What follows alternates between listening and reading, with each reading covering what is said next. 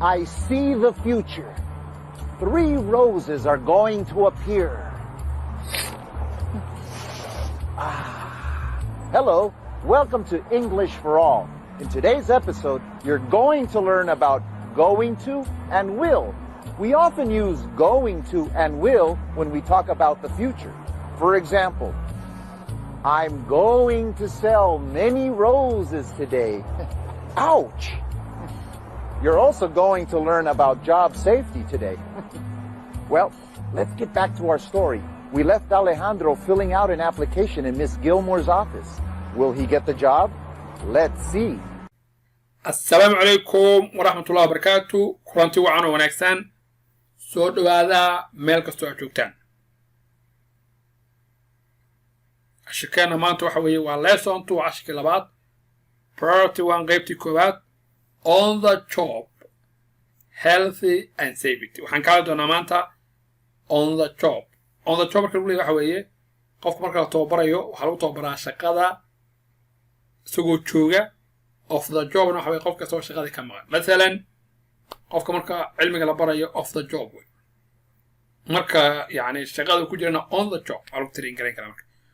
Training kala bixi on kara on the job iyo off the job. Marka on the job iyadoo shaqadii marka lagu jiro waxaan ka hadli doonaa healthy and safety. Healthy waa caafimaadkii and safety badbaadi marka. Way yani cashirka labaad wuxuu ku saabsan yahay يعني واحد يقول job on the job واحد يقول شقة healthy and safety قفك كشقينيا healthy جيسة عافمات جيسة هي safety جي مكان يبقى زي مكان معنا نقول له wizard I see وحنا أركي هذا future مصابلك 3 rows يسدح واحد أي going to appear أي صوم مغلا 3 roses واحد هذا واحد أس 3 rows يسدح واحد are going to appear أي soo muuqda appear waa muuqasho markaa kabacdina uu soo laabtay macalinku wuxuu yidhi hello waan salaamay come to kusoo dhawaada English for all in today's episode yani qaybta maanta ama musalsalka maanta ama taxanaha maanta in today's episode you are going to learn waxaad baranaysaa about wax ku saabsan going to and will kelmadda yidhahdo going to iyo will we often inta badan use waxaanu adeegsanaa going to and will when we talk about markaan ka hadlayno future mustaqbalka marka for example tusaale ahaan I'm going to sell many roses today. I'm going to sell waxaan iibinayaa many roses waxay يعني ubaxyo fara badan today maanta kabacdina wuxuu yiri och qofku markuu xogaa yar xanuun yar dareemo isticmaalaa och you are also sidoo kale going to learn waxaad baranaysaa about wax ku saabsan job safety waxa yiraahdo job safety badbaadada shaqada today maanta marka safety waxa yiraahdaa badbaado qofka waxa la barayaa sida shaqada marka uu soo jooga oo marka yani waxyaaba keeni kara khatarta oo marka uga badbaadi lahaa marka waxa la yiraahdaa safe job safety la yiraahdaa well hagaag let's get back dib aan ugu laabano to our history sheekadeena we left waxaanu ka tagnay Alejandro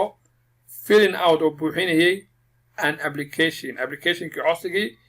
in Miss Gilmore's office xafiiskii markaa Miss Gilmore markaa way will he get me heli doonaa the job shaqada let us see aynu aragna markaa let us see waa maxay aynu aragna markaa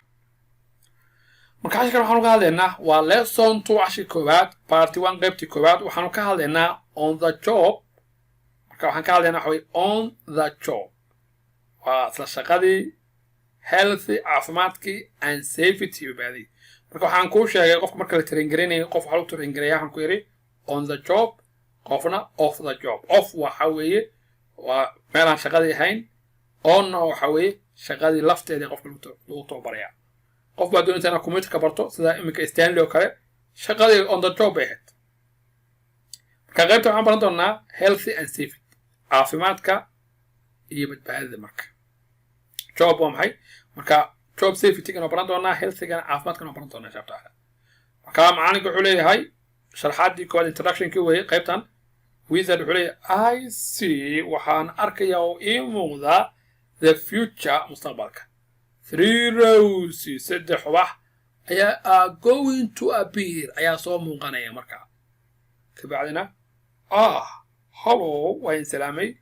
welcome to kusoo dhawaada English for all in today's episode taxanaha ama qaybta maanta you are going to learn waxaad baranaysaa about wax ku saabsan going to marka going to iyo will waxa weeye wax mustaqbalka dhici doona marka going to dili geliyo mustaqbalka waxa dhacaya weeye going to and will waxaad garanaysaan will asbaan garanaysaan going to na waxa la mid tahay will oo marka waan isticmaalaa we often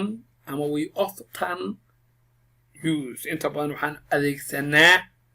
going to and will ayaan adeegsanaa when we talk about markaan ka hadlayno